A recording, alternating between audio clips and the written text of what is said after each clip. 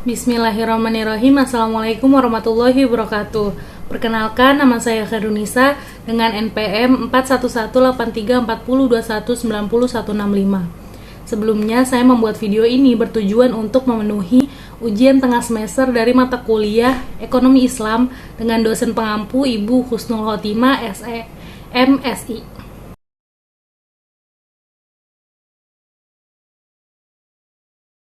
Rangkuman bab 1 yang berjudul Paradigma Ekonomi Islam.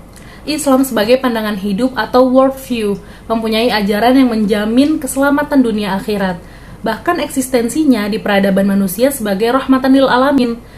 Hal ini termanifestasi dalam berbagai bidang kehidupan baik sosial, politik, ekonomi, budaya, pendidikan, dan lain-lain.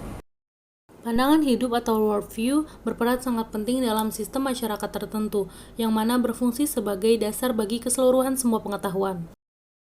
Oleh karena itu, bangunan ilmu pengetahuan sangat bergantung pada setiap pandangan hidup yang dimiliki masyarakat tertentu, dan di atas pandangan hidup tadi dibangunlah ilmu pengetahuan yang khas serta peradaban yang berbeda dari pondasi peradaban lain. Pandangan hidup merupakan suatu hal yang menunjang keberlangsungan hidup seorang manusia di dunia. Pandangan hidup ini dapat menjadi pedoman atau petunjuk hidup seseorang dalam mencapai tujuannya. Pandangan hidup berperan sebagai pondasi ilmu pengetahuan yang membentuk peradaban hidup manusia.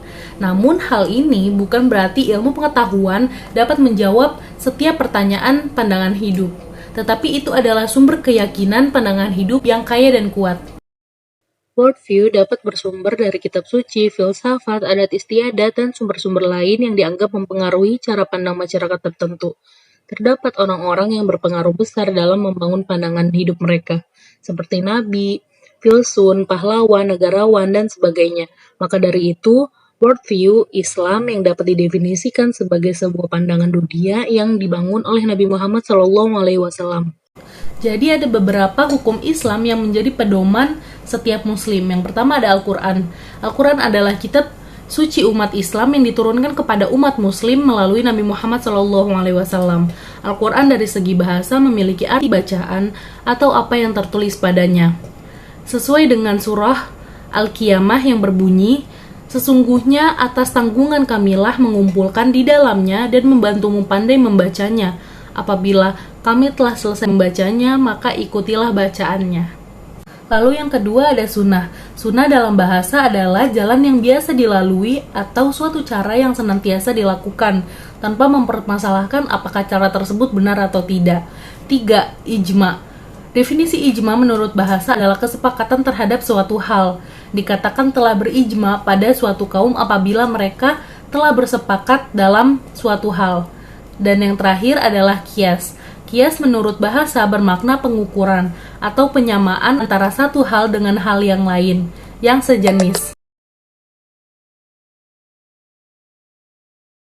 Rangkuman bab 2 dengan judul Definisi, Konsep, dan Ruang Lingkup Ekonomi Islam. Ekonomi Islam dalam bahasa Arab diistilahkan dengan al-iqtishad al-islami. Al-iqtishad artinya ekonomi, didefinisikan sebagai pengetahuan tentang aturan yang berkaitan dengan produksi kekayaan, mendistribusikannya, dan mengonsumsinya. Ekonomi Islam merupakan ilmu yang mempelajari perilaku ekonomi manusia yang perilakunya diatur berdasarkan aturan agama Islam dan didasari dengan tauhid, sebagaimana dirangkum dalam rukun iman dan rukun Islam. Ada 8 karakteristik ekonomi Islam. Yang pertama, Rabbaniyah Masdar. Yang kedua, Rabbaniyah Al-Hadf. Yang ketiga, Rabbaniyah Al-Masjudah. Yang keempat, Al-Jumu'ah Baina As-Sabat wal Murunah. Yang kelima, At-Tawazun Baina Al-Maslaha Al-Haf wal Jamaah. Yang keenam, Al-Tawazun Baina Al-Madiyah wal Ruqyah. Yang ketujuh, Al-Waqiyah. Yang ke-8, Al-Alamiyah. Rangkuman bab 3 yang berjudul Metodologi Ekonomi Islam. Filsafat ilmu sebagai landasan filosofi pengembangan ilmu memiliki fungsi untuk memberikan kerangka, memberikan arah, menentukan corak dari keilmuan yang dihasilkan.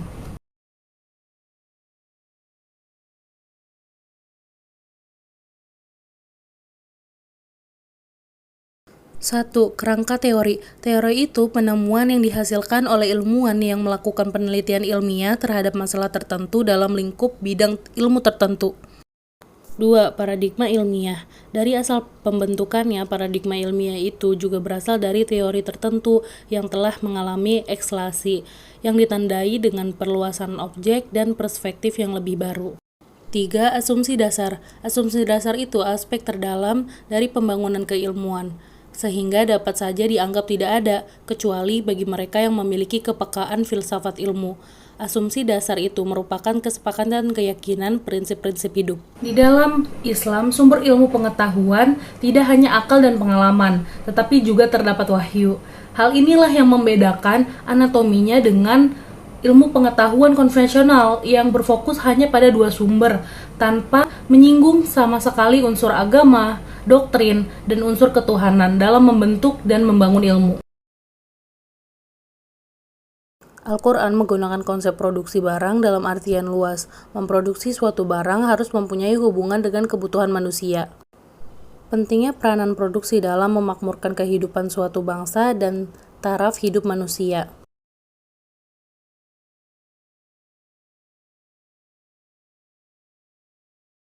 Sistem ekonomi Islam itu segala harta apapun bentuknya adalah pemberian dari Allah Subhanahu wa taala. Sedangkan sistem ekonomi kapitalisme, harta dikuasai penuh oleh manusia.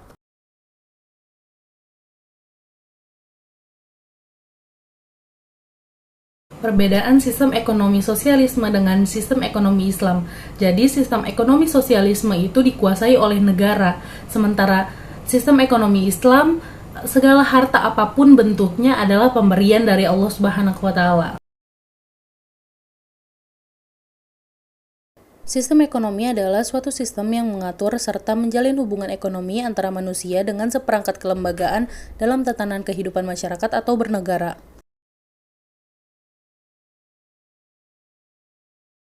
Ringkasan bab 8 yang berjudul Maqasid Syariah sebagai tujuan ekonomi Islam.